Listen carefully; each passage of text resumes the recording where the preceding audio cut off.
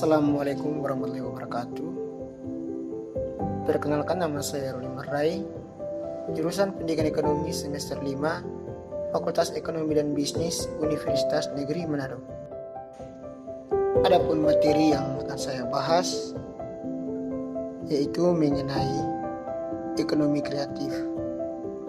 Dan materi ini pun juga membantu saya untuk menyelesaikan tugas mata kuliah ekonomi kreatif.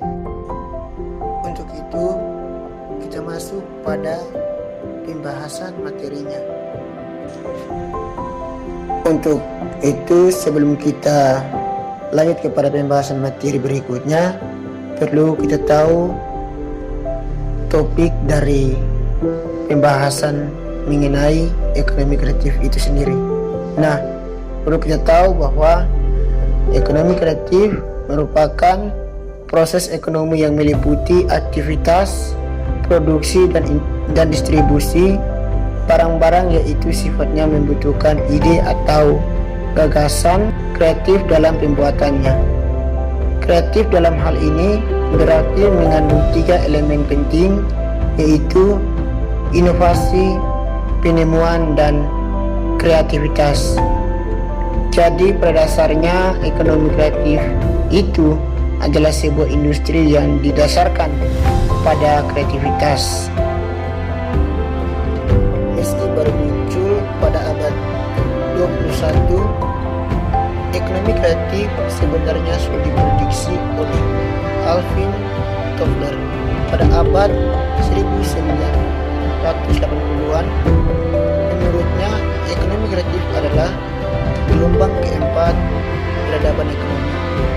Teknologi turut berperan di dalam perkembangan ekonomi kreatif karena hal tersebut kian memudahkan hasil-hasil produksi yang bersifat kreatif untuk dimonetisasi. Lantas, bagaimana hubungan antara ekonomi kreatif dan industri kreatif? Jadi, ekonomi kreatif adalah aktivitas perekonomiannya, sedangkan industri kreatif adalah roda penggeraknya. Seiring dengan berjalannya waktu, sektor-sektor di industri kreatif kian bermunculan dan mulai diperhitungkan keberadaannya. Industri kreatif kian diperhitungkan karena dapat membuka lapangan kerja yang luas lagi.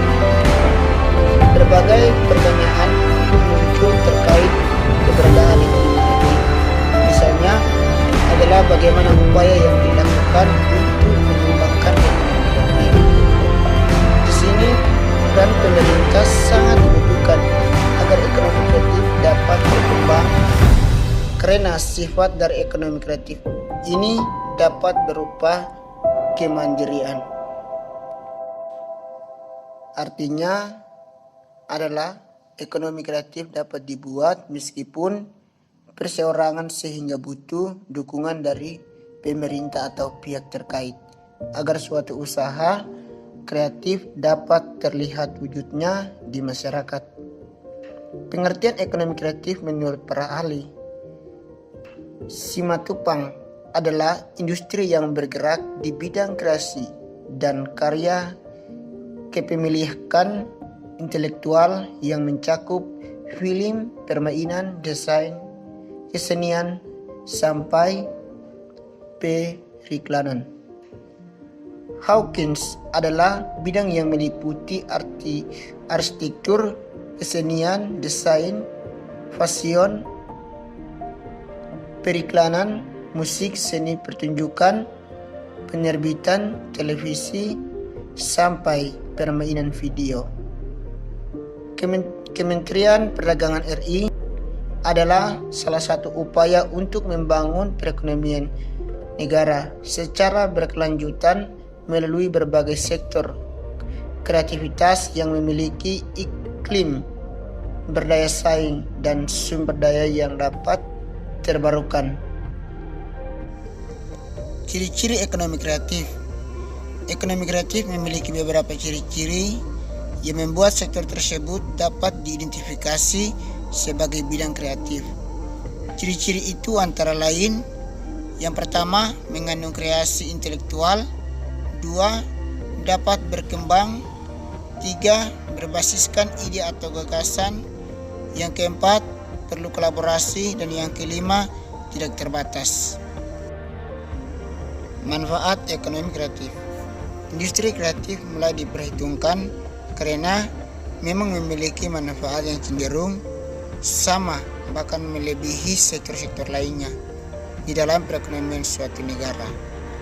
Berikut adalah manfaat dari ekonomi kreatif, yaitu: 1. Terbukanya lapangan kerja baru, mengurangi angka pengangguran, persaingan bisnis yang sehat, mengasahkan kreativitas masyarakat, memicu inovasi ke bidang lain.